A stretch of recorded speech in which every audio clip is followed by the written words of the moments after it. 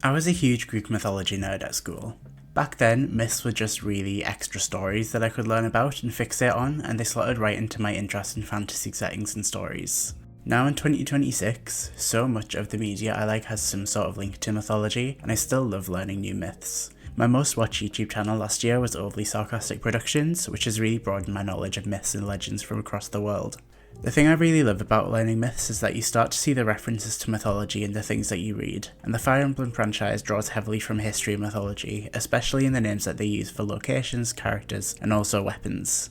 There are 17 main series Fire Emblem games, and so there are a lot of references throughout the franchise. I thought it would be fun to go through the weapons in each game and take a look at what has inspired their names. When I went through the list of weapons in each game, I found about 140 weapons that might have a mythological or historically derived name, so what I'm going to do is split this up into 4 videos. This video will go through Fire Emblems 1 to 5, meaning that we'll cover Fire Emblem Shadow Dragon, Gaiden, Mystery of the Emblem, Genealogy of the Holy War, Thracia 776, as well as the 3 remakes of the first 3 games.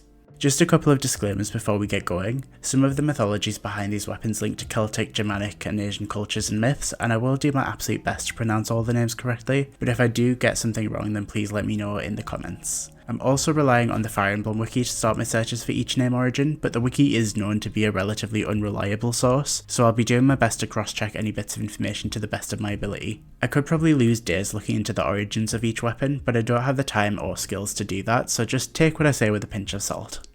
Let's start first in Archanea, and with one of the most iconic weapons in Fire Emblem, the falchion. The falchion is present in Marth's, Arm's and Crom's games as the holy sword that allows the protagonist to beat the final boss. From what I can tell though, there's no mythological reference to the falchion, it's just a type of sword that was used in medieval times. The name comes from an old French word for sickle. Interestingly though, a falchion is usually a single-edged sword, whereas the falchion in Fire Emblem is always double-edged. I guess it just looked cooler. Also in the Archanea games we have the 3 regalia, which were claimed by Adra, the founder of Archanea. The first of these is the sword Mercurius. My first thought for this was that it was a reference to Mercury, the Roman god of thieves, messages and travel. Apparently Adra was also a thief, so there may be a link there. The wiki also mentions Saint Mercurius, who was sometimes referred to as the wielder of 2 swords, the second one being given to him by the Archangel Michael. The second of the regalia is the lance Gradivus. Apparently Gradivus, or step by step in Latin, is an epithet for Mars, the Roman god of war, which makes a pretty good amount of sense for a lance with a massive might stat. The third and final regalia, the bow Parthia, also has a huge might stat, but unlike the other 2, there doesn't seem to be a link to Roman gods for the name of this one. Apparently Parthia was an ancient country in southwestern Asia. The Parthians were known to be mounted archers and had a technique known as the Parthian shot, where they would retreat on horseback, turn around in the saddle and shoot their opponents as they galloped away. There was also the axe Hautclair, which wasn't one of the regalia, but it was equal in strength. In the Archanea games, Hautclair is owned by Minerva, but its origins are unknown. In French folklore though, Hautclair is a sword of the paladin Oliver in the Song of Roland. Oliver was the closest friend of the story's protagonist, and he was killed by being impaled in the back, but before he dies he also manages to use the Hautclair to kill his attacker. Being impaled in the back feels a lot like a metaphor for betrayal, so maybe the Fire Emblem team chose this name because Minerva was betrayed by Michaelis? The Archanea games also gave us a bunch of spells to look at, and the obvious one here is the Excalibur Tome. In Fire Emblem, Excalibur is usually a wind tome, but it's also one of the names given to King Arthur's sword, and in the Archanea games at least, the animation for Excalibur does look like a sharp blade of wind. We also have the more generic tomes that have interesting names, Thorin being one of them. This is most likely derived from Thor, the Norse god of thunder, but Thorin is also apparently the name of radioactive gas. I'm guessing the Thor connection is the actual namesake though. I also looked into the origins of the Bolganon tome, but this is a name that has no mythological links, or at least none that I could find. I've seen a few sources that say it comes from a translation from the Japanese word for volcano. This isn't something that I can fact check because my main source of information about the Japanese language is, well, Google Translate, but I'll take the online sources at their word because Bolganon is typically animated to look like a volcanic eruption. The last tome we have in Archanea is Imhulu, which is the dark tome that Garneth uses. In Babylonian and Mesopotamian mythology, Imhulu seems to be a wind that was used by Marduk, a god of creation, to kill the primordial goddess Tiamat. Imhulu is described as immobilizing Tiamat, so that might be why the Imhulu tone in Fire Emblem negates all attacks from other weapons other than the Starlight tone, which was specifically created to combat it. The last weapons we have from Archanea with non-obvious names for English speakers are 2 staves, Hamern and Orm. Hammern is pretty easy. It seems to literally mean hammer or hammers, which makes sense since the hammer and staff repairs other weapons. The Orm staff is slightly deeper. The wiki said that it's named after a significant symbol in Asian religion, so I did some digging and found a modern doomsday cult.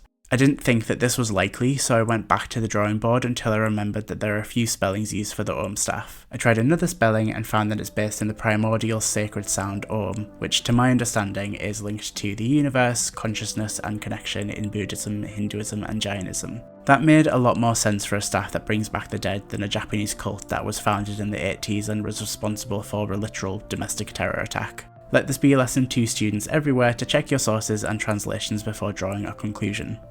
We now move from Archanea to Valentia for Fire Emblem Gaiden and its remake Shadows of Valentia, and there isn't really much here. The way that weapons work in Gaiden means that there just aren't as many named weapons. We do find a few weapons that are based on actual historical weapons though.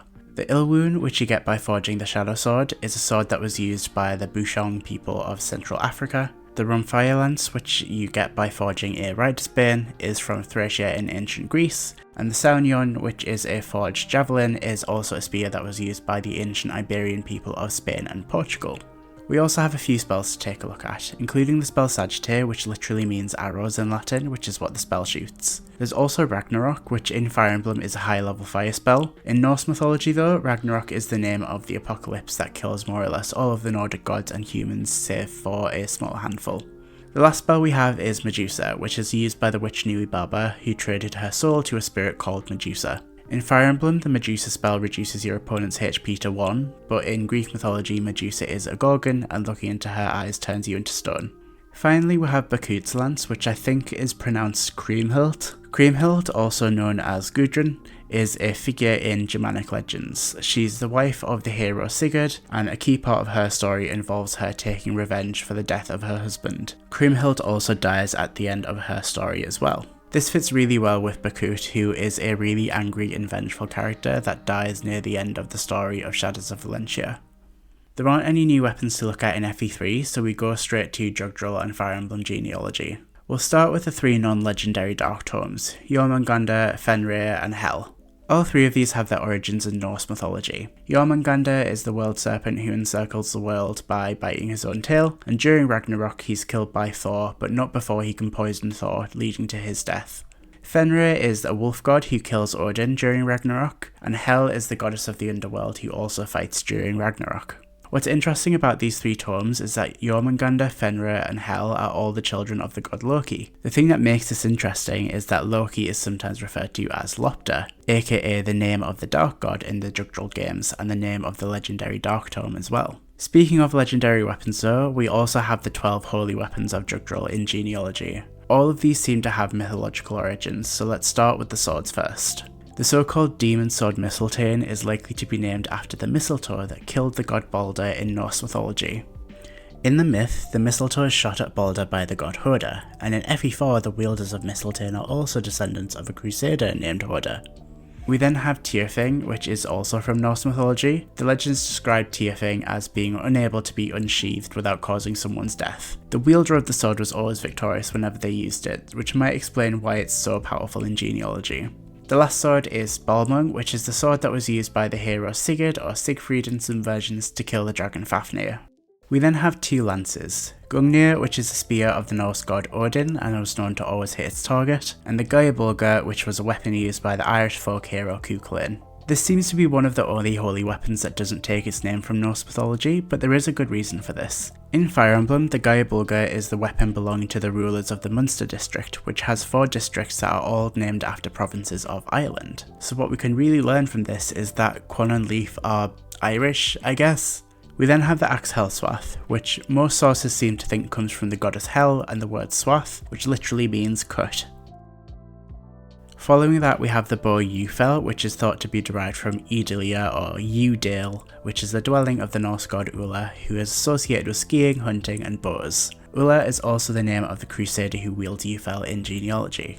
We then have 4 tomes, Mjolnir, Forseti, Valflame and the Book of Nalga. Mjolnir is pretty easy to trace, it's the name of Thor's hammer. Forseti seems to be the name of a Norse god of justice and mediation, and the Book of Naga is named after the goddess Naga from the Archanea games. The name Naga also has mythological links, being the name of serpent deities in Hinduism and Buddhism. It also literally means serpent or dragon in Indonesian. Valflame was slightly harder to trace though, with just the name that's given. The key here was remembering that there are a few different localizations used for some of the characters and the weapons used in Japan exclusive releases. The localizations found that Valflame is named after the crusader who used it, Fjalar, whose name does have links to Norse mythology. Fjalar is a dwarf in Norse mythology, but the wiki also had a theory that Fjalar's Japanese name, Fala, might be based on the word Vala, which refers to female seers in Norse mythology. The goddess Freya is associated with these seers, as well as having her own associations with war, death and magic, but there's no real way of confirming this. Hi, so this is editing me. I was putting the video together and I realised that I didn't have any audio on the Valkyrie staff and I didn't have anything in my script about it. I think basically what happened is that I didn't think I was going to get a link for Valflame. When I found one, I got so excited that I didn't read my notes properly to check that I'd done everything.